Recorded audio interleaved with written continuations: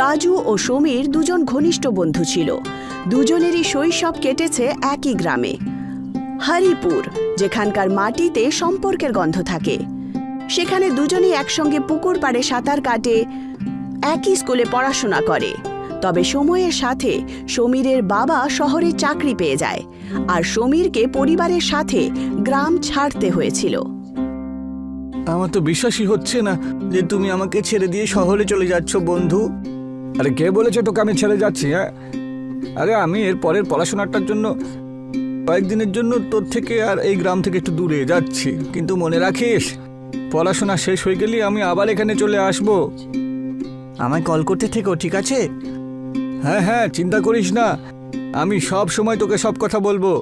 সমীরের কথা শুনে রাজুর মুখে হাসি ফুটে উঠেছিল এবং সে খুশি হয়ে তার আসল বন্ধুকে বিদায় দিল এবং সব কিছু আস্তে আস্তে বদলে যায়। শহরে গিয়ে সমীর আর রাজুর মধ্যে দূরত্ব বাড়তে থাকে। রাজু তার মা আর বাবাকে এখানকার চাষবাসে সাহায্য করে।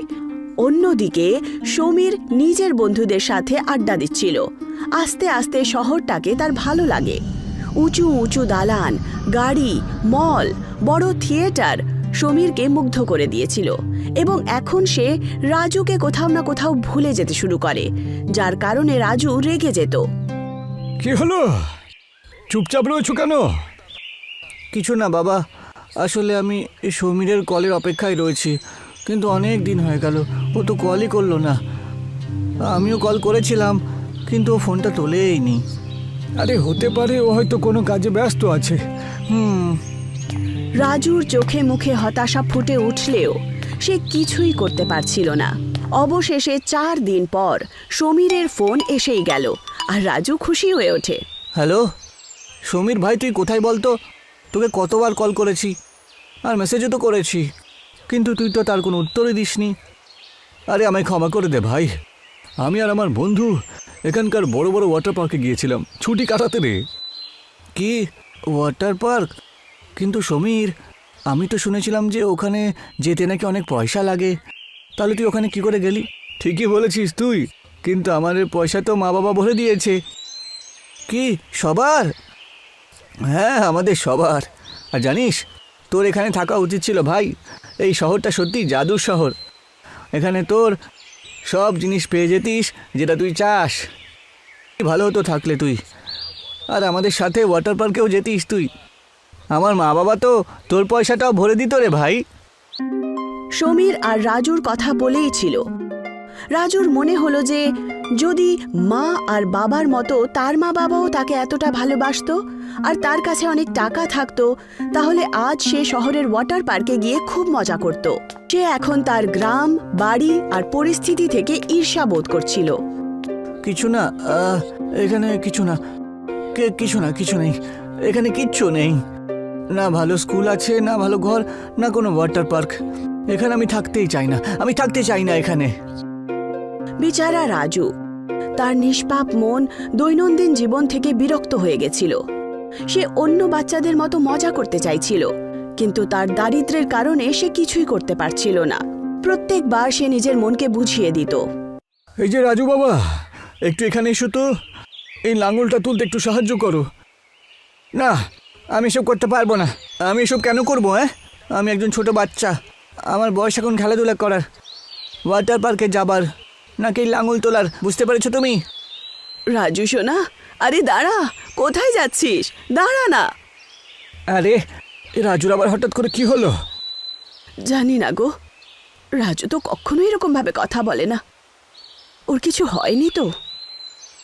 জানি না, কিন্তু কি বলছিল ওয়াটার পার্ক, এটা আবার কি?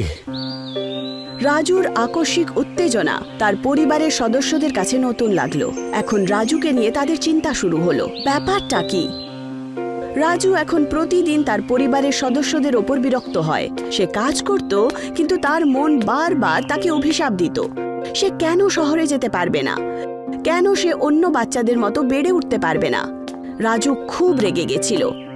একদিন সে জঙ্গলে গিয়ে নিজের সাথেই কথা বলতে শুরু করে দেয়। না, আমি এইভাবে এখানে থাকতে পারবো না, কিছু একটা করতেই হবে। আমিও শহরে যেতে চাই, ভালো জীবন কাটাতে চাই। মা বাবার জন্য আমি কেন পিছিয়ে পড়ব? আমি আমার ভাগ্য নিজে হাতে লিখব। আমি পয়সা রোজগার করব আর শহরে যাব, আর ওখানেই পড়াশোনা করব, আর সমীরের সাথে ওয়াটার পার্কেও যাব। রাজু নিজের সাথেই কথা বলছিল। তক্ষুনি পায়ের পাশে একটা মাকড়সার বল এসে থামল। সেটা দেখে রাজু একটু চমকে যায়। বল হাতে তুলে নেয় সে, কিন্তু যেই মাত্র বলটা সে হাতে নেয়, তক্ষুনি তার থেকে একটা মানুষ লাফিয়ে বাইরে আসে, যেন একটা চমৎকার হয়। আরে এটা কি করে হতে পারে? তুমি কে? আমি হলাম বহুরূপী।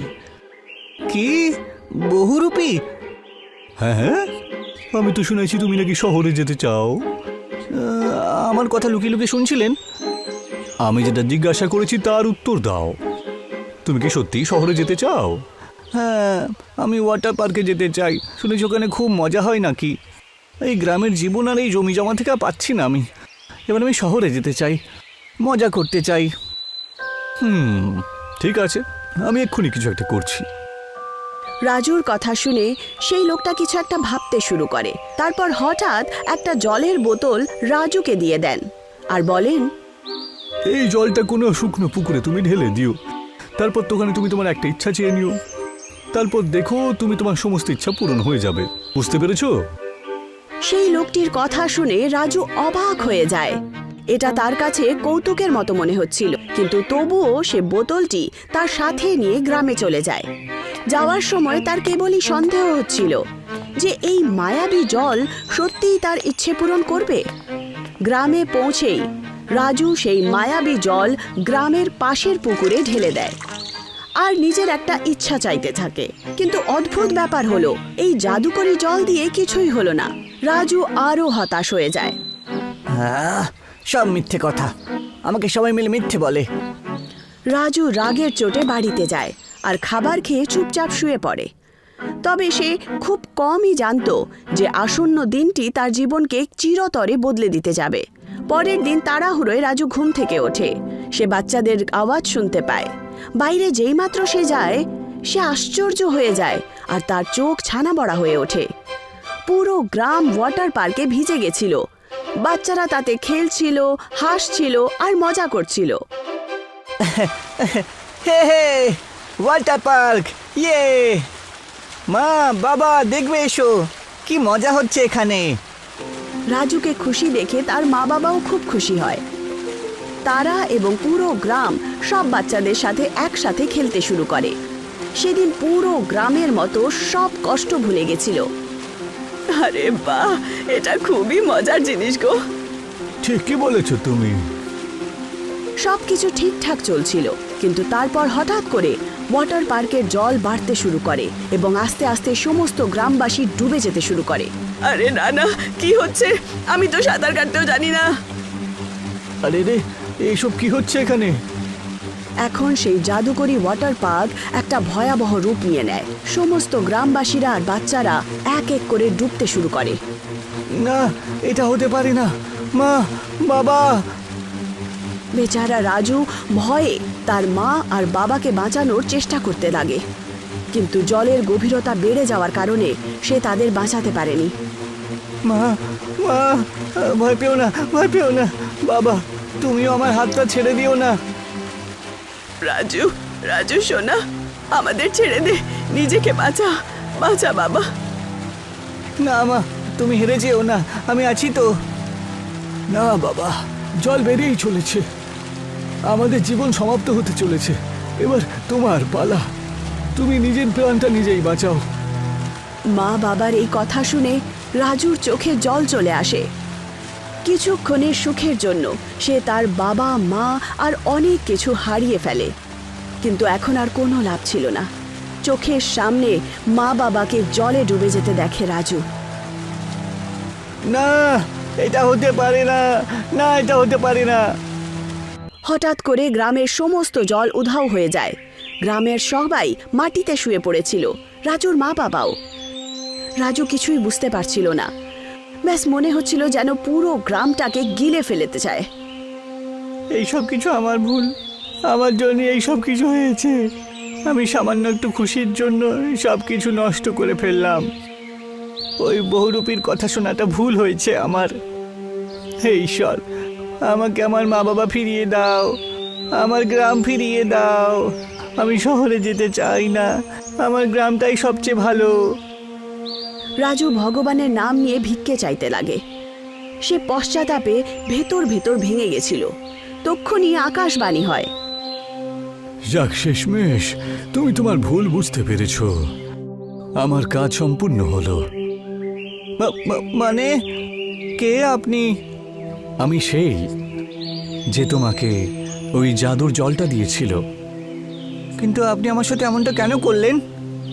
যাতে তুমি তোমার মা বাবা আর গ্রামের আসল দাম বুঝতে পারো। সামান্য একটু খুশির জন্য তুমি তোমার জীবনটাকে নষ্ট করতে চলেছিলে, সেই জন্য আমি এসব করলাম। এবার আমি আমার ভুল বুঝতে পেরে গেছি। এবার দয়া করে আমার সবকিছু ফিরিয়ে দিন আমাকে। রাজুর কথা শুনে সেই লোকটি বুঝতে পেরে যায় যে এখন রাজু সত্যি বুঝে গেছে। হঠাৎ আকাশে বিদ্যুৎ চমকায়। একটি উজ্জ্বল আলো চারদিকে ছড়িয়ে পড়ে। আর একটি অলৌকিক ঘটনা ঘটে। গ্রামের সবার হুঁশ ফিরে আসে আর প্রাণ ফেরত পায়। মা, বাবা, তোমাদের দুজনের কিচ্ছু হয়নি, তোমরা ঠিক আছো। হ্যাঁ আমার সোনা। রাজু খুশি মনে তার মা আর বাবাকে জড়িয়ে ধরে।